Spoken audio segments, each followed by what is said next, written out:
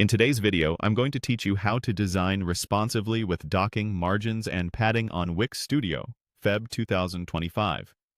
Start by opening Wix Studio and loading your site in the editor.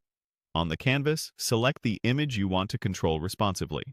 With the element selected, open its position controls. First, preview how the element behaves in the default mode.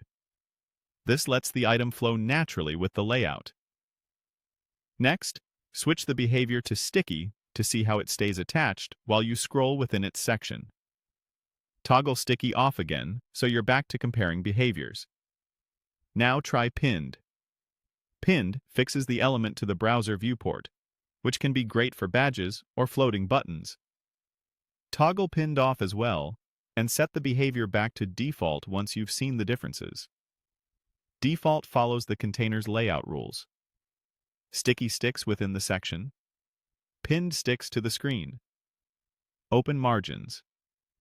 Margins create the space outside the element, separating it from neighbors and the container edges. Enter your preferred margin values. If you want consistent spacing on all sides, keep the values linked. If you need different top, right, bottom, or left spacing, unlink and type each value individually. Small, even values usually scale best. If something looks off, reduce large margins first before making other changes. Now dock the element to the top. Docking anchors the element to edges so it knows which side to respect as the screen changes. After docking to the top, adjust the horizontal docking as needed, left, right, or center, by toggling the pins so the element stays aligned the way you expect. If you want to compare, undock to remove those anchors, then reapply the docks you prefer.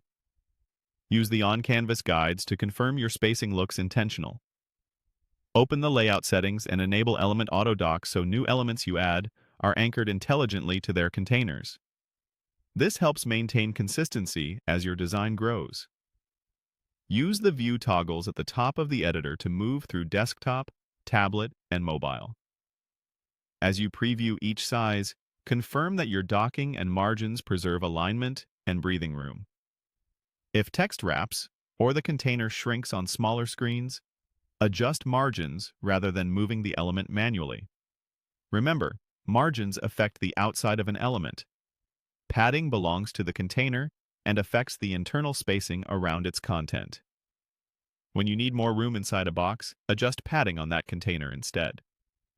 When everything looks good across breakpoints, click Publish to push your responsive updates live. That's it.